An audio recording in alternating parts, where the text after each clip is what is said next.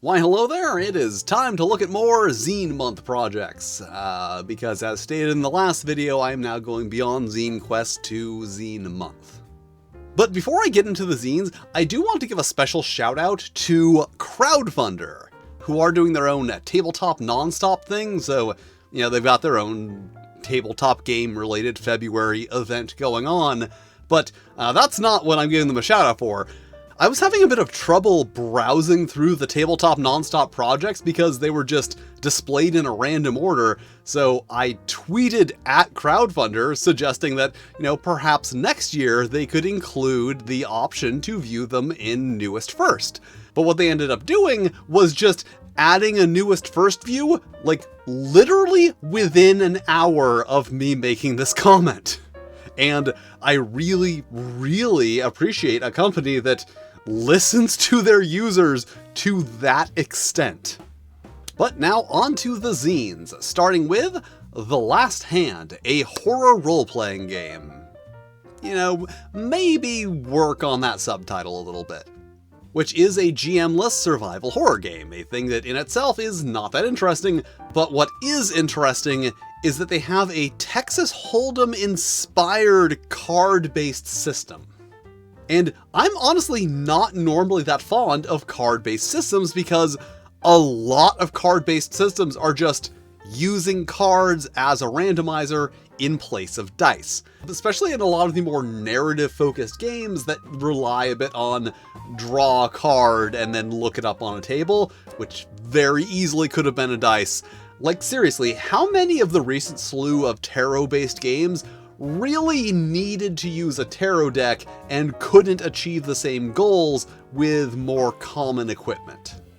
But this one does use the unique properties of cards. It uses the flop, it uses player hands, it has a set of card-based mechanics that actually use the unique properties of cards. And I really like to see people getting creative with their mechanics.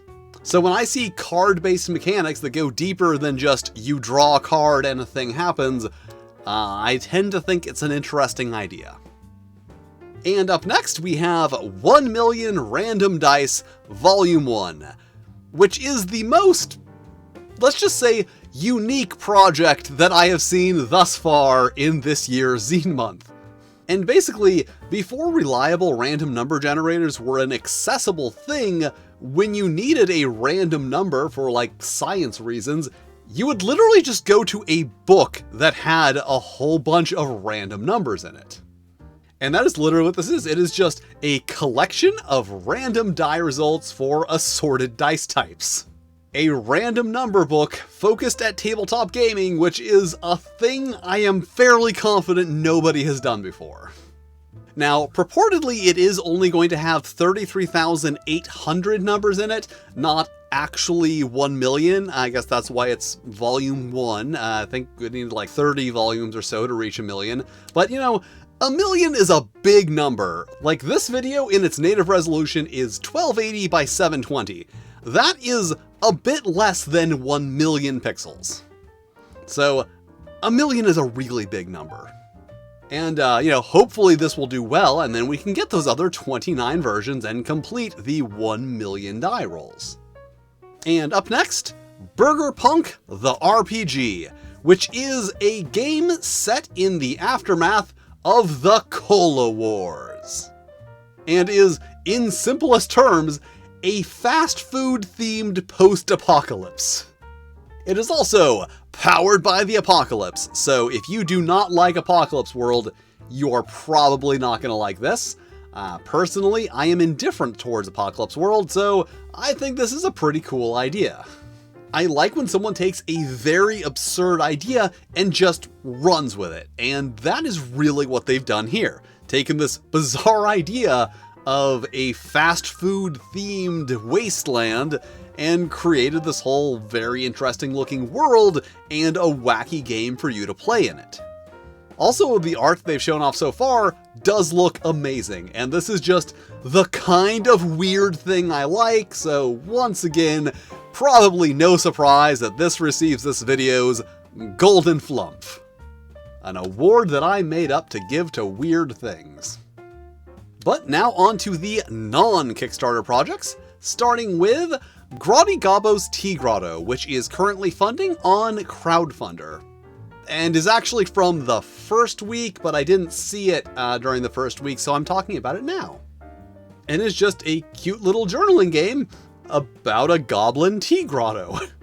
Like, that's it. It's just a super wholesome goblin game where you blend teas and serve people and make friends and build community around your tea grotto. Just a super cute, cozy little game.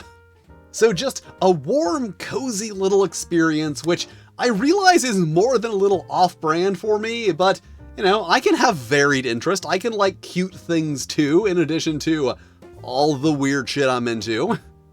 And finally, Oops, All Draculas, which is currently funding on Crowdfunder, and is a game where you play as a group of Draculas doing, you know, Dracula stuff, which I realize is not a revolutionary concept or anything, but it does look like they are doing it with much more of a focus on being a fun game versus some other vampire games that focus more on being moody and pretentious. Like, they even go as far as to state that it has been referred to as a what we do in the shadows simulator. But the thing that really got my attention is it says it's a D6 dice pool game using either Tarot, which I do not own, or Dracula by Bram Stoker, which I do own, and I'm really interested in how a book is used as part of the mechanics of a game.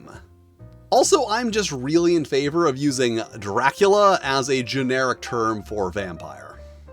And of course, the most important project that launched this week, Penetrating the Veil, a game about fucking ghosts. Which is a journaling game where you chronicle your experiences with a seductive spirit. And is, of course, my Zine Quest project, and there will be a link to it in the description along with all of the other games, so hopefully you will check that out and support it because I make such nice content for you here on the internet. And I will be back next time with my picks from Zine Month Week 3. Unless there aren't any good ones, then I won't. And thank you for watching, with extra special thanks to my Fight and Flail Snails, Samuel Gorski, Ranty Mulholland, and Toshirokuro. If you'd like to be cool like them, you can check out my Patreon, where you can get early access to videos and fun stuff that I make for the Patreon. But if you don't want to do that, that's cool too. You can still hit all the lovely buttons, like, subscribe, these other videos, which either myself or the cold heartless YouTube algorithm have lovingly selected for you, which I'm sure are lovely videos that you will also enjoy. And I will see you next time.